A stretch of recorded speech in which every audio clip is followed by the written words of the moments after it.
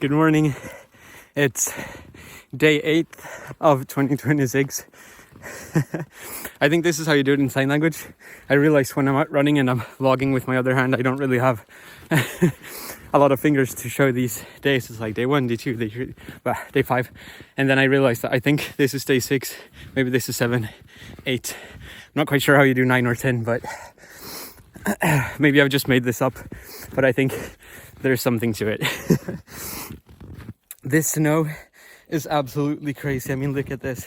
And I'm only wearing joggers, so my feet are absolutely drenched because the snow melts and then seeps through the fabric of my running shoes. And I wanted to post this again just to be more consistent with my posting, even though I don't edit it, I just post it. But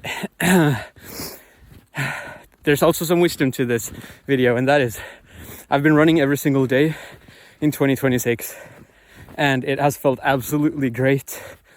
And today is the 8th day, but I actually did not go out and run yesterday on the 7th because of 2 reasons.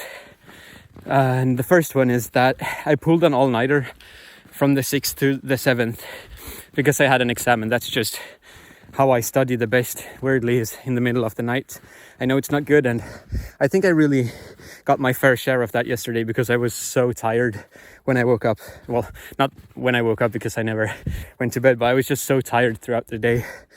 On the 7th, the exam got cancelled because of all the snow, so in one way it was all in vain, but it has taught me great lessons. And I also studied a bit more because the exam is on Friday instead, so that's tomorrow. So I did get some studying done, and it taught me that I really need to find and build a more sustainable study habit and not just wait till the last minute only to realize that, hey, this was actually fun. I wish I had spent more time with this, and get no sleep and poor results on the exam. So that was the first reason, because I was so tired, and I don't think it's good to push your body when it really needs rest and sleep. And then secondly is that I was being intentional when I didn't go out and run. I'm sure I could push myself to do it, but I also wanted to try what it would feel like to actually miss a day or to skip a day in this habit, because I am keeping track of the habits, some of them that I want to improve and that I want to do more of in 2026, running being one. So, you know, I've got all these check marks throughout January thus far on my running habit tracker, and to leave out the 7th, to not have a cross right there, I think it's good, because I was listening to The Diary of a CEO with James Clear, the author of Atomic Habits, and they mentioned how important it is, and you see it with top performers, that if you miss a day, because that's inevitable, you're gonna miss a day. 2 things. 1, how important it is to never miss 2 days, because then you actually break the habit. But 2, how important it is to be able to bounce back. Because I find that when I was younger and when I tried to stick to habits, if I were to miss one day, I'd beat myself up so bad for it, and I'd be like, oh, well, I suck. I can't stick to anything. I missed this day. Now I don't feel like doing it at all. And I feel like that reasoning and that mindset really can't be justified if your true intention is to strive to achieve these goals and to actually enjoy the journey. Because that's something that I spoke about in, I think, 2 videos now, to let things take time and to trust in the process of the compounding small steps. And I realized how much I enjoy things to take time, and what a privilege it is for things to actually take time, so that you're in the moment more and to actually enjoy the journey rather than to just be absolutely super focused on the goal and on the end results. So if that really is your true intention, to also enjoy the journey, then why wouldn't you be more motivated to get back the next day? And I felt that yesterday when I didn't go out and run. My body was longing for the chance to get out again. So I was excited to go to sleep. Again, I didn't fall asleep with my phone in my hand. That's also one of the habits that I try to track. And I was excited to wake up. I was excited to know that I'm well rested today, and today I will go out and run because I enjoy the actual running. I'm not even sure what the goal of all this running is. I don't think I have like a goal specifically for the running. I just like to have something to do every day. I know that I feel good about it. It's healthy for the body and the mind, and it builds this evidence that I am a person who shows up every single day and that I can accomplish things. So there's a lot of reasons for me to go out and run. Even on hard days like this. I mean, it's not like it's a snowstorm, but the conditions here are quite difficult. There was just a man who passed me on his cross-country skis. I think they're called cross-country skis, I'm not quite sure. And that's a lot easier because every step now feels heavy, and running is so heavy. I'm so out of breath. That's why I stopped to film this. There was no chance for me to be able to film this while running. I'm out of breath just walking.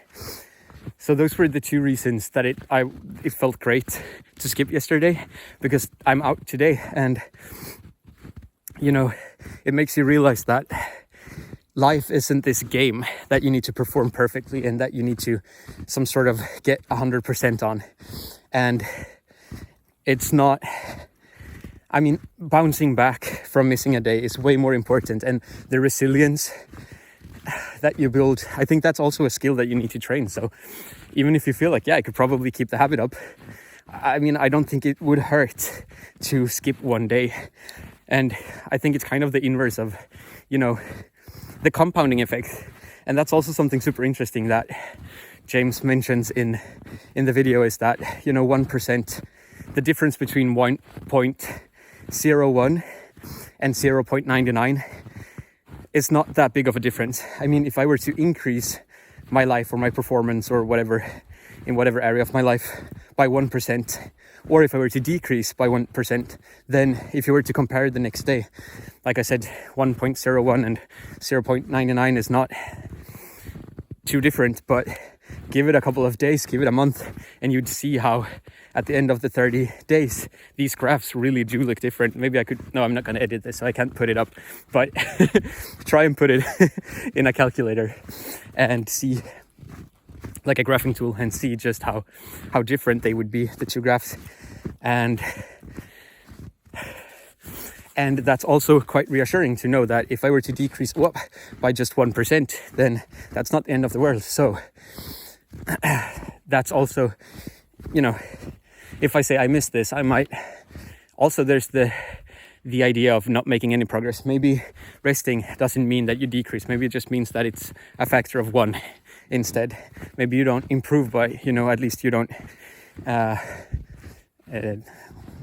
disimprove, whatever that word is. So or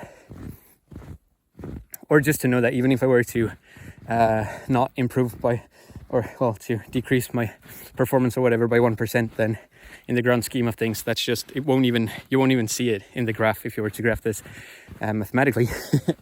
So, and it might even have a bigger return in the grand scheme of things, also because your body needs to rest. I mean, you can't really push your body every single day and work out. You need to leave rest days for your body to regrow and build the muscles and everything. So that's that. As you might have noticed by now, I if I don't script my videos, which I rarely do ever, also every other step is just I'm sinking further down the snow. I tend to ramble, so hope you found some value in this. I know I did, and I hope you are kind to yourself when it comes to the habits that you're trying to build and for the person that you're trying to become. The day matters, but in a way it's more important. Maybe the week or the month matters more. So take care. I'm rooting for you. I am. And I'll see you in the next vlog. Bye.